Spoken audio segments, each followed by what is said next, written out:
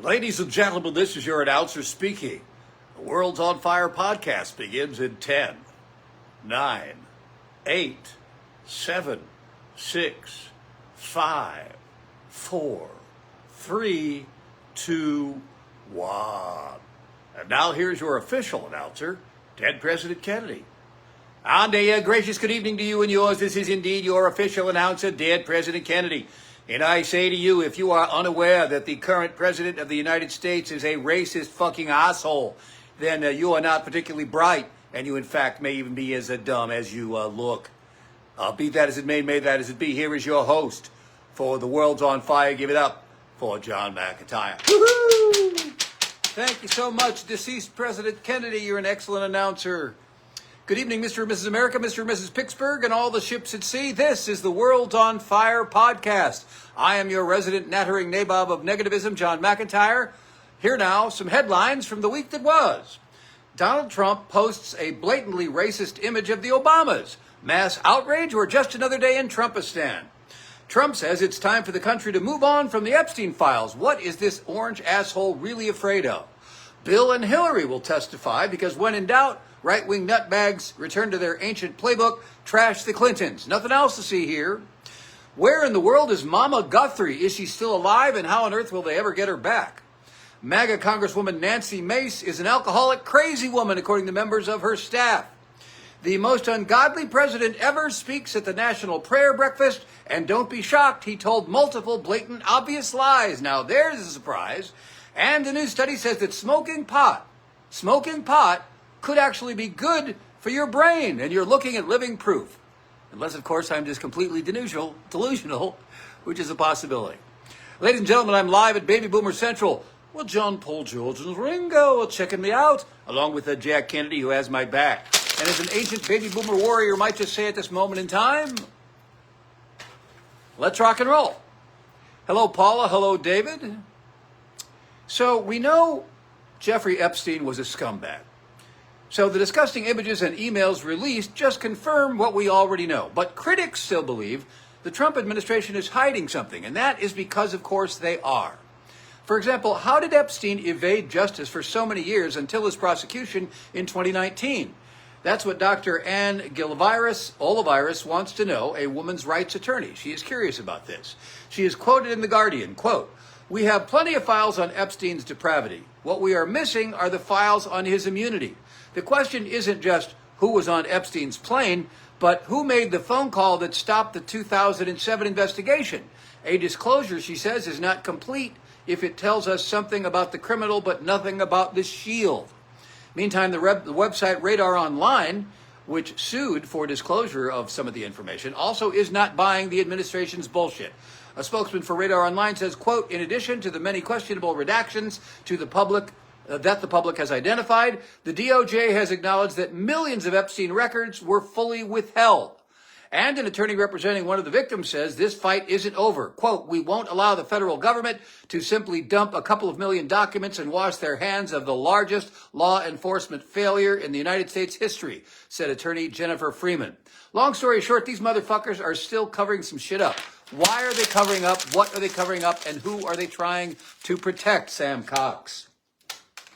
You are watching The World's on Fire. What was going on in the days leading up to Jeffrey Epstein's suicide, or Jeffrey Epstein's murder, if you prefer? Well, The Guardian reports that less than 2 weeks before Epstein died in jail in 2019, the files showed that his attorneys met with Manhattan federal prosecutors and discussed Epstein's potential cooperation. Well, if that wouldn't provide Epstein's rich and powerful pedo buddies a motive to kill the motherfucker, I don't know what would. The Guardian also reports emails show that Musk and Epstein were exchanging cordial messages. That, of course, is Elon Musk and Jeffrey Epstein. And on 2 separate occasions in 2012 and 2013, the two were making plans for Musk to visit Epstein Island. You've heard of Howard Lutnick, Trump's current Secretary of Labor. The files show that Lutnick arranged to visit Epstein's Island in 2012.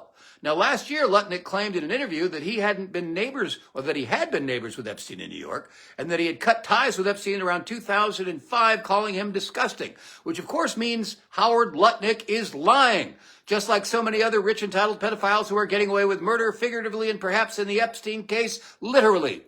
Richard Branson, the filthy rich multinational capitalist, venture capitalist, who was playing email footsie with Epstein as well. In his email in 2013, Branson wrote to Epstein, quote, "It was really nice seeing you yesterday. Anytime you're in the area, would love to see you as long as you bring your harem." Because you see, privileged rich pedophiles is the name of my new punk band, by the way. Ladies and gentlemen, give it up for privileged rich pedophiles.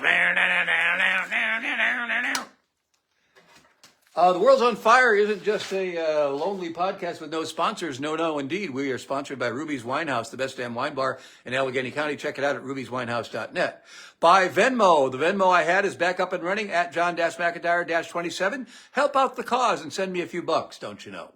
And the Brillo Box. Stay tuned for exciting announcements about the next comedy talk show at the Brillo Box, featuring, hopefully, the mayor. I have not confirmed that yet. I will be hassling him further to try to arrange that. So, you think the Epstein scandal is big in America? Well, it's just heating up in Great Britain. Bit of a sticky wicket, eh, Governor? No doubt there were some sticky wickets on Epstein Island. Peter Mandelson is the former British ambassador to the United States. Mandelson, now 72, is accused of passing on market-sensitive information that was of clear financial interest to Epstein in the wake of the 2008 financial crisis. Gordon Brown, Britain's prime minister at the time, said this week he has written to police with information relevant to the investigation, and he slammed Mandelson for his inexcusable and unpatriotic act. In September, the Justice Department released a book compiled for Epstein's 50th birthday in 2003. You saw that, the one with the pubic hair Trump signature. Also, Mandelson in that book had penned a handwritten note describing Epstein as my best pal. He was also pictured in a bathrobe sitting with Epstein. It's also adorable. The scandal got bigger after British media reported a trove of emails between Mandelson and Epstein in which Mandelson expressed support for his friend despite the financier's 2008 conviction for soliciting prostitution from a minor. Quote, "I think the world of you, and I feel hopeless and furious about what happened," Mandelson wrote. He gave Epstein advice, suggesting that he fight back using techniques from Sun Tzu's Art of War. Funny now, I never heard of the Art of War was a big lesson in how to protect pedophiles, but I guess live and learn. Paula says, friends in France message me every day. Can't imagine why he's still in office. Embarrassing to say the least. Yes, indeedy.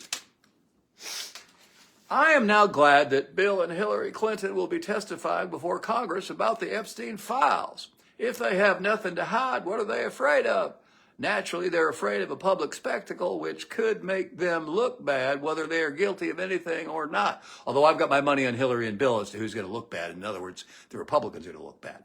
The good news is that now that the precedent has been set, when the Democrats take over Congress in the fall, and they will, they can call Donald Trump and Howard Lutnick and Elon Musk and perhaps other Trump sycophants who are equally disgusting as Mr. Trump, although that means all of those involved will have to meet an extremely high threshold of being disgusting. I think all of these guys can fit the bill with no problem, though that's my guess. They're all equally revolting, disgusting pedophiles. Even some Democrats voted for the Clinton testimony, and they aren't as powerful or as important, the Clintons, as they used to be. According to Yahoo News, the party's effective abandonment of its longtime standard bearers provides a vivid illustration of how many members of Congress are eager to disassociate themselves from the Clinton brand. Yes, it is a new day. AOC, a potential 2028 presidential candidate, said in an interview on Tuesday that preserving the legislative branch's constitutional oversight role was essential, even when the person on the hot seat is a towering figure in one's own party, like Bill or Hillary. Quote, "We want the power of Congress to be respected," said AOC. "It's the best outcome for everyone that our witnesses agree to testify." I actually agree with that, and I'm looking forward to it. I think Bill will do fine. He'll hold his own. I think Hillary will eat those fucking assholes, particularly Chairman Comer, for lunch. Shelley Wolf. David Roth is watching. Perhaps you woke up today asking yourself, I tend to believe Donald Trump is a straight-up racist piece of shit, but perhaps the universe could provide me with a little more proof. Well, ask and ye shall receive. Trump reposted a video.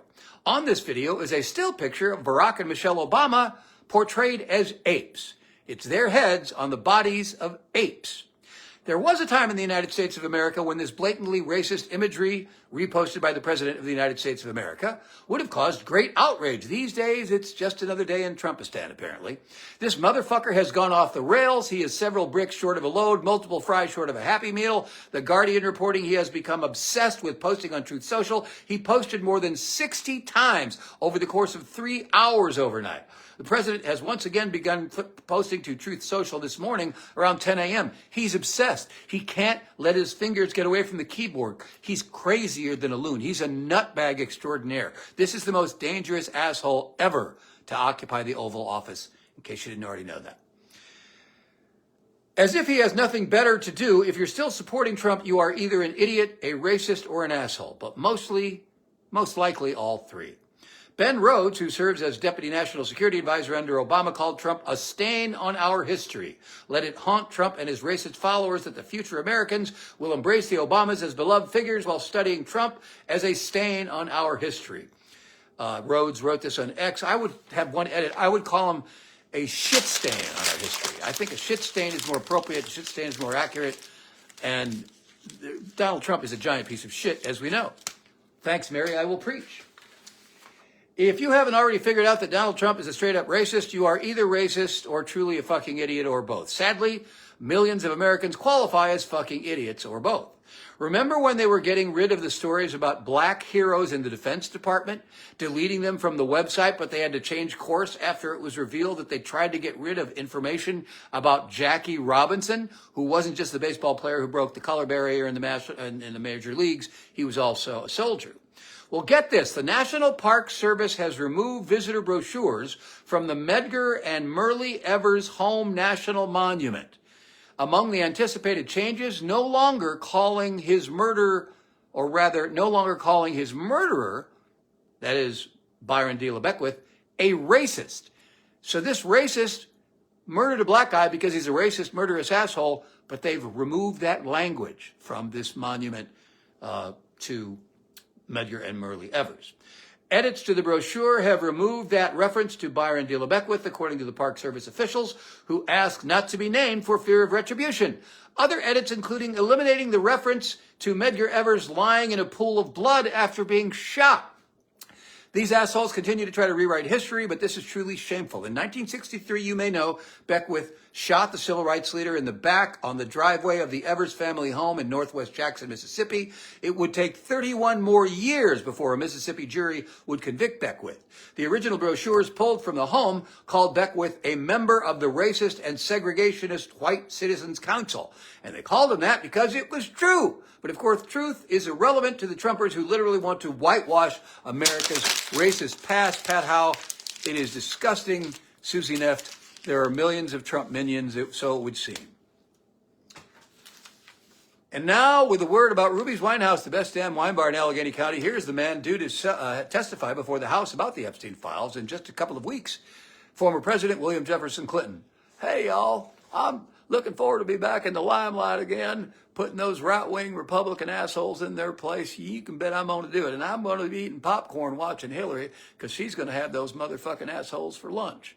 Speaking of lunch, there's excellent Italian food at Ruby's Wine House, or for dinner for that matter. They also have fantastic seasonal cocktails. They give you a fair pour on the wine.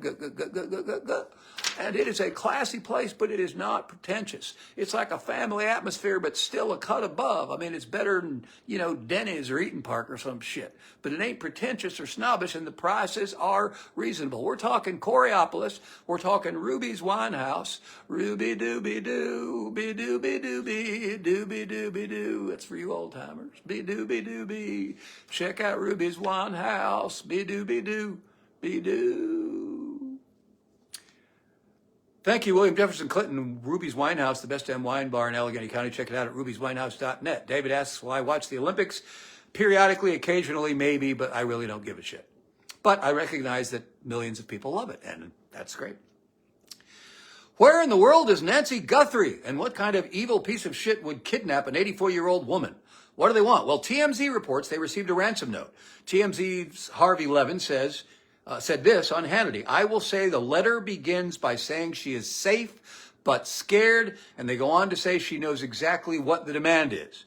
They are, through us, says Harvey, telling the family exactly what they are demanding, and they are saying that Nancy is aware of it.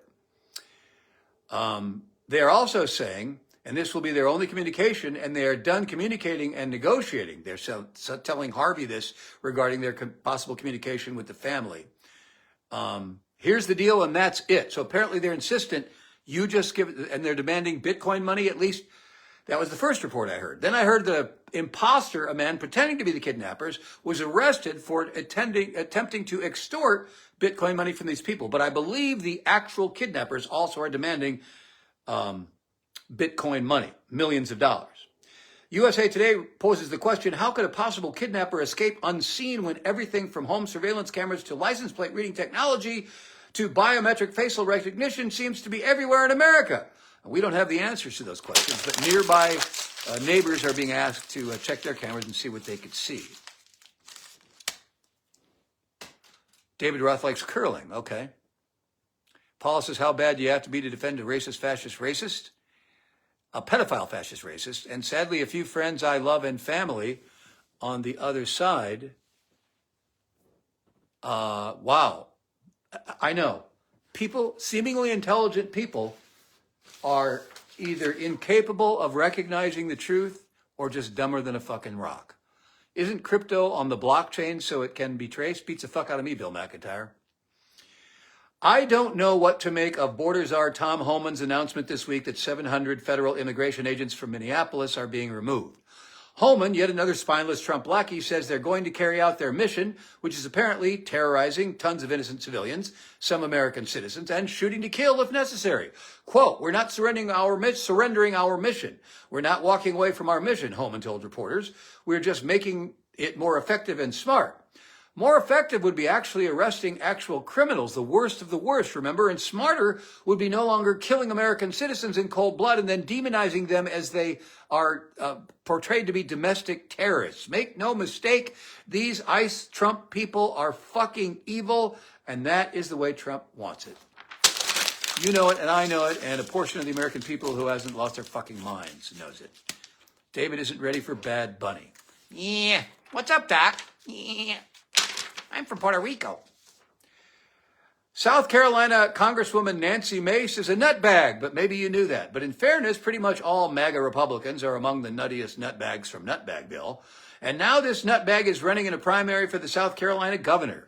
Nancy, here's a couple of highlights from her weirdness. She once made a speech on the House floor about ex-fiancé Patrick Bryant. She accused him on the House floor of a number of criminal acts, including physical assault and filming her naked without her consent. Bryant denied these accusations, but why on earth would you bring all that to the floor of the House of Representatives?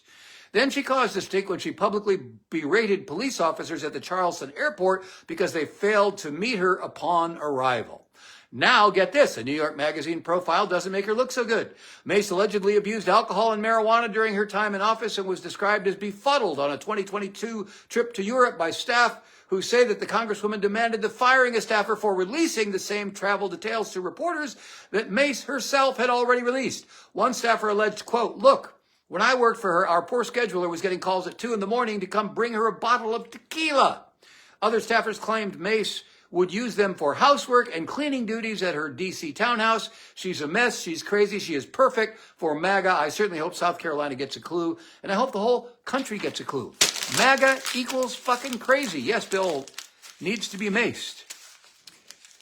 Fiddy K. Holman, that's right. Nobody cares that the border czar took a $50,000 bribe and nothing is done about it. It's just, you can't swing a dead cat without running into another disgusting, horrible Trump scandal, all worthy of removing him from office, all worthy of firing all these assholes or impeaching them, and not a goddamn thing is done. Let's see what happens after the midterms, assuming he doesn't try to steal them, or assuming he isn't successful in trying to steal them.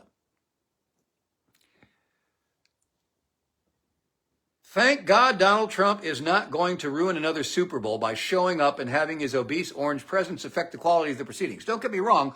He did the pre-taped interview, and you'll see that sometime during the coverage, but he's not going there. Why did Bullwinkle Mussolini decide not to attend? The Daily Beast reports the thin-skinned president had previously offered the unlikely excuse that he wouldn't attend the NFL championship game because the Seattle Seahawks and the New England Patriots on Sundays in Santa Clara, California, and that's too far away. And also because he disliked Bad Bunny and Green Day, which is also performing. By the way, point of clarification, you can be a fat orange piece of shit and still have an orange skin. Several of Trump's advisors leaked that the 79-year-old was urged not to attend the game in deep blue Democratic state because he would likely receive less than a friendly suspension. That's right. He's a big pussy and he knows they'd boo the fuck out of him, so he's not going. Swinging a Dead Cat is your new band name. It's good. I hope you play swing music in your new. Hey, Vinny Palermo. Hi, Mary. Mr. Pat, how are you? You can't stay awake for the big game? Probably not. Yes, we cannabis. Those of you of a certain age are familiar with Reefer Madness, the 1936 motion picture that portrayed potheads as inevitable schizophrenic suicidal nutcases. Every once in a while you hear about so-called studies chock full of anti-marijuana propaganda. Finally, a study you can believe in, at least I believe in it. A new study from CU Anschutz researchers looks at the effects of pot on older adults, and the research found that larger brain volumes and better cognitive function among middle-aged and older adults who use cannabis, especially in moderate use cases. Yes, apparently it's possible to have better cognitive function if you use it in moderation. The areas of the brain study included learning and memory, processing speed, attention and executive function. Traditionally, the thought is they're at odds with cannabis consumption. However, another brain region saw lower volumes, suggesting the impact that cannabis has on the brain is complex and nuanced, requiring further investigation. Now, I'm not telling you everybody should smoke pot. In fact, I tend to believe smoke in your lungs of anything, tobacco, pot, or anything, is not a good idea. But the notion that the overall effects are full of doom and gloom always seemed kind of ridiculous to me. Cyril Wecht used to say he never did one autopsy where the cause of death was overdosing on marijuana. One researcher explained that pot isn't all good and it isn't all bad. Quote, I think it depends on how people are using it, what outcomes you're looking for, what products are being used, and for what reasons, what part of the lifespan are we looking at? Those are important questions and we're still figuring it out. Ladies and gentlemen, last week on this program, what is moderation? Beats the fuck out of me, David Roth. One man's moderation is another man's excess, I suppose. Last week, somebody told me bring back scintillating commentary, which is something I used to do at the end of the old night talk TV show. And so, good evening, Mr. and Mrs. America, Mr. and Mrs. Pittsburgh, and all the ships at sea. This is Cintillating Commentary. So there was the least religious president in history speaking at the National Prayer Breakfast this week. I cannot stand to listen to Trump anymore because he's either incoherent or he starts spewing the same old bullshit and he's fucking annoying as fuck. There he was, lying through his teeth for the 1 millionth time. He was handed the worst inflation in history. Not true. He actually won the popular vote in 2016. Bullshit. He actually beat Joe Biden in 2020. Complete and total bullshit. How is it that we've normalized this lying bullshitter? Why is there no longer outrage about this asshole spreading lies every time he opens his fat orange mouth? Newsflash. He didn't win the popular vote in 2016. If it hadn't been for the ridiculously anachronistic, outdated, outmoded electoral college, this dipshit never would have seen the inside of the Oval Office.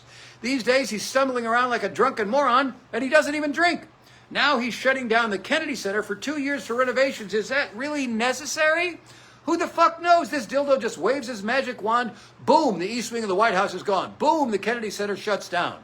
He's obviously still lying about election results because he's going to cry foul when the Dems hand him his ass in the fall, and they will. He is the most egregious liar in the history of politicians, and that, ladies and gentlemen, is one hell of a high hurdle.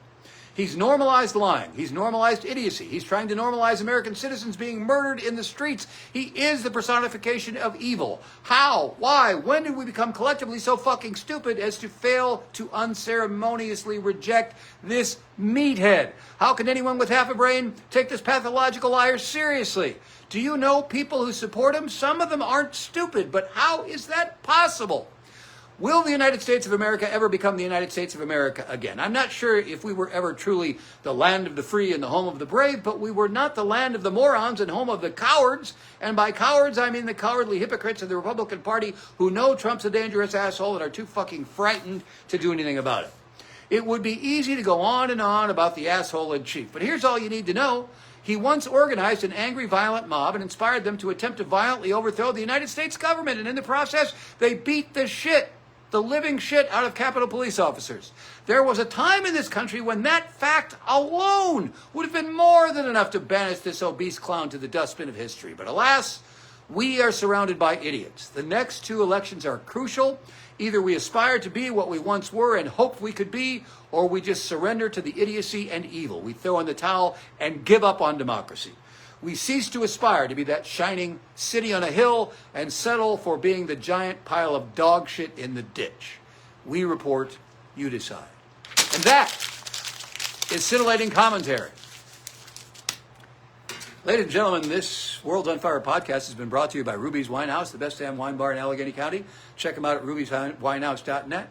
By the Brillo Box. Stay tuned for an announcement about an exciting comedy talk show either in April or May. I'm hassling the mayor, trying to get him to do it.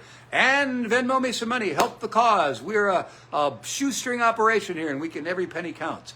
At John-McIntyre-27. Or if you want to do it the old-fashioned way and snail mail me some money, contact me and get my snail mail address.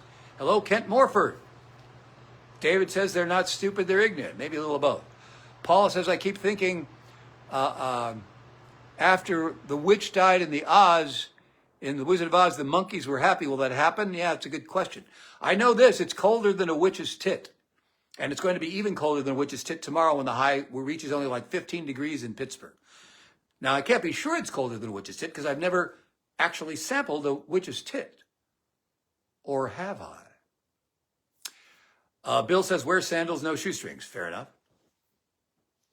I'm so glad we had this time together just to have a laugh, ha ha ha ha, or sing a song. Seems we just get started, and before you know it, comes the time it's time to load my bong, bong, bong. Got a few minutes left for Ask John Anything. If you have any questions, do I accept Bitcoin? I do not, David Roth, because I wouldn't know the first thing about it. But I do accept Venmo, and feel free to Venmo me some money. Ask John Anything, questions about my personal life, questions about politics, questions about something I might know absolutely nothing about, which I'd be glad to ad-lib a silly answer for the fuck of it. For example, David's question, do you accept Bitcoin? That was an excellent question, even though I don't know a goddamn thing about Bitcoin. This broadcast is partially sponsored by Driftwood Oven Pizza in Lawrenceville. Driftwood Oven. Look at this, sausage, onion, and mushroom, and pepperoni. Driftwood Oven, sausage, onion, mushroom, and pepperoni. It's not just good, it's fucking good. It's not just good, it's fucking good. Shout out to my boy Kevin, the pizza chef, for making one hell of a pizza for me. This is Bernie Sanders. If you need a Jewish space laser, get your authentic. Oh, this Jewish space laser is crapping out. God damn it, there we go. Get your official Jewish space laser to fight off the evildoers. Just dial 1-800-Jew-LASER. That's 1-800-Jew-LAZR.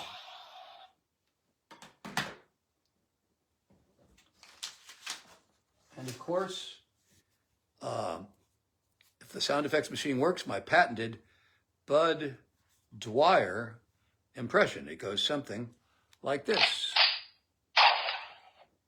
Thank you very much. Jeff Mann says it looks really good. It really is good. Driftwood Oven makes a hell of a pizza. So you want real money, not fake? That's true, Bill. I do. David says they're remodeling. Oh, yes, Driftwood Oven is remodeling. And now they're going to have coffee, which they didn't have before. And they're going to have a bar. So you can drink in Driftwood Oven. My friend Kevin, the pizza chef, informs me of these exciting details. David Roth, you're everywhere. You know everything. I knew that, but I didn't know you knew that. Bernie with the laser, get Marge on, says David Singer. Do you think she has a future? Which Marge? Excuse my... Oh, you mean Marjorie Taylor Greene? She may have some sort of a future. She's pretending to be not the nutbag that she was. And I don't know if she can pull that off or not. It's early in the game.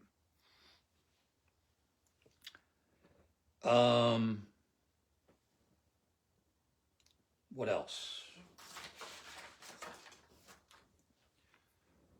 I've recently rediscovered a song from the 60s by the Trogs called A Girl Like You because it's on a dog food commercial.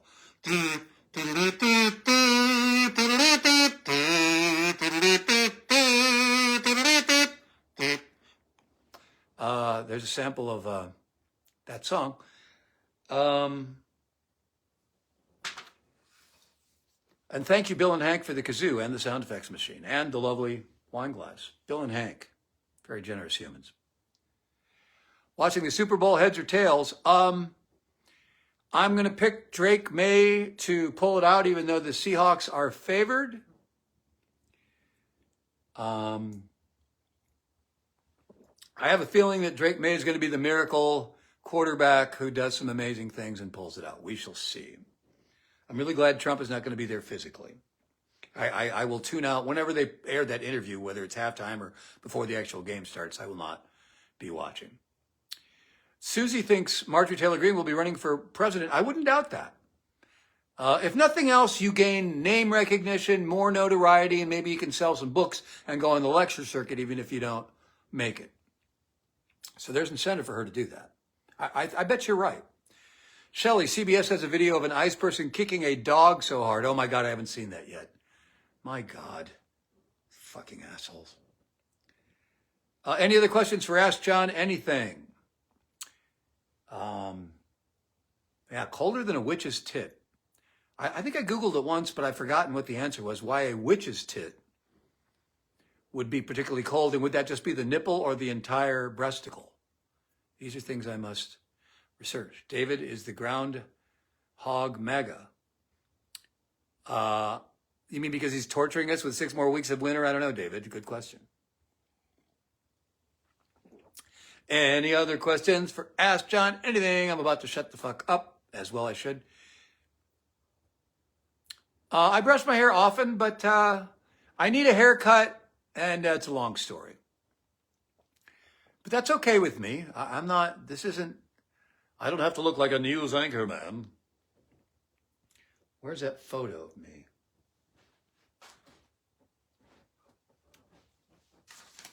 Oh, well, never mind. Yeah, so my hair should be better by next week when I get a haircut.